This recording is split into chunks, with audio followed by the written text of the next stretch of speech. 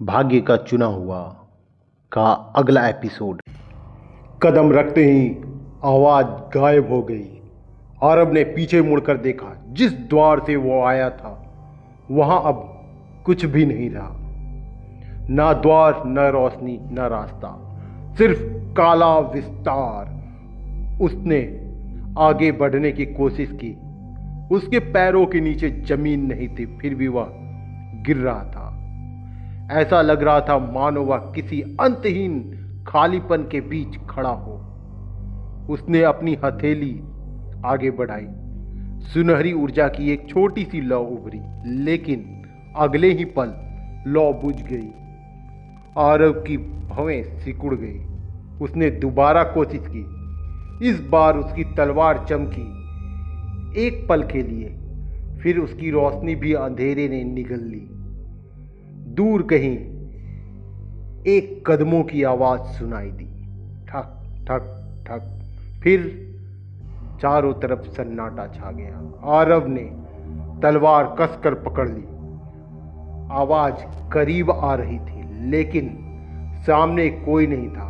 फिर उसके दाईं ओर एक आकृति दिखाई दी। एक बूढ़ा आदमी, फटे हुए कपड़े, कांपते हाथ, झुकी ही कमर। आरव की सांस रुक गई। वो चेहरा, वह उसका अपना चेहरा था, सिर्फ 70 साल बूढ़ा। बूढ़े आरव ने उसकी ओर देखा। उसकी आंखों में थकान थी, बहुत गहरी थकान। तुम देर से आए। आरव एक कदम आगे बढ़ा। तुम कौन हो? बूढ़ा आदमी मुस्कुराया। उसकी मुस्कान में खुशी नहीं थी, सिर्फ हार।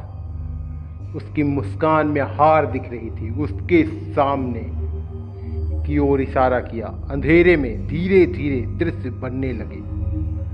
टूटी हुई इमारतें, राख से ढकी सड़कें, आसमान में दरारें और उन दरारों के बीच टूटे हुए तारे।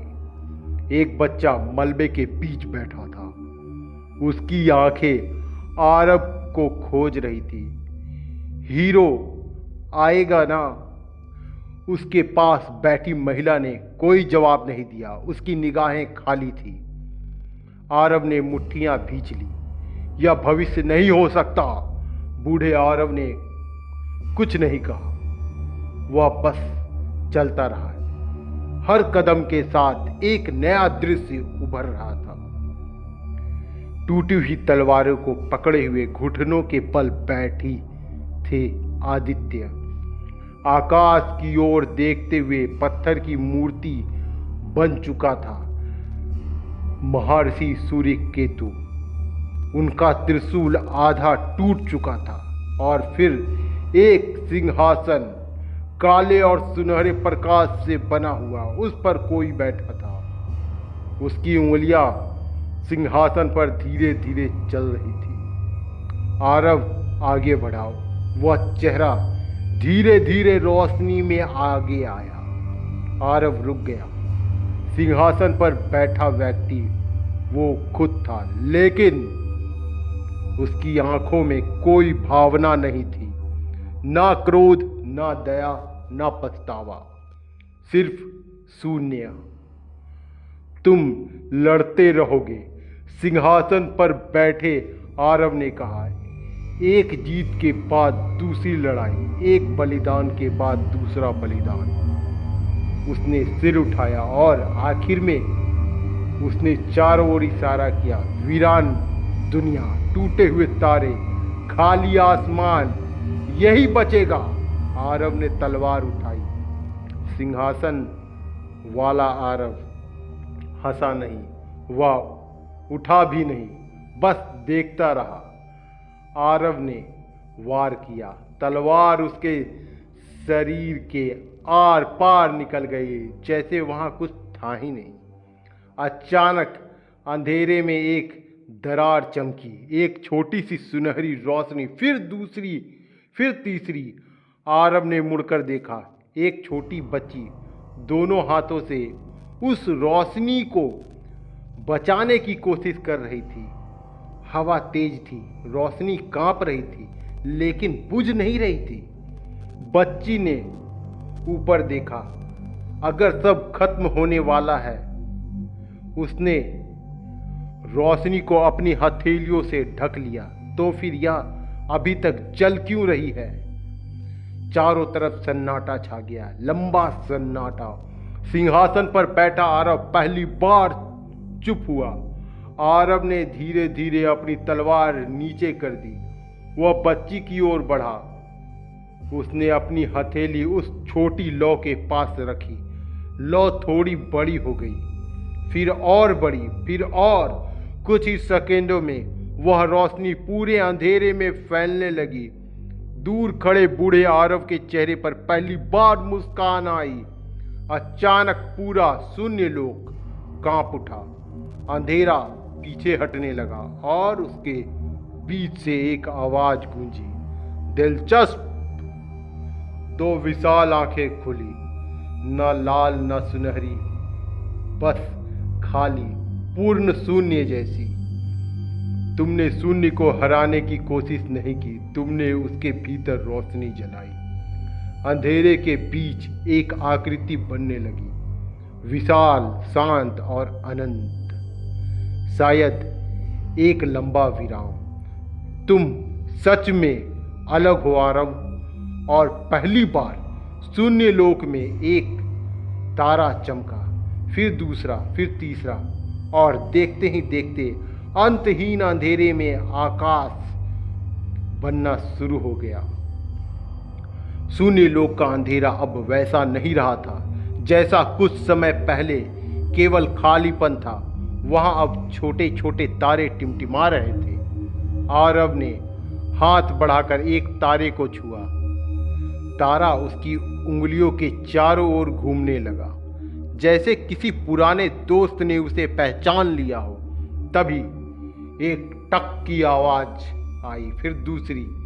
आरव ने पीछे मुड़कर देखा। काले विस्तार के बीच एक शतरंज की बिसात उभर रही थी।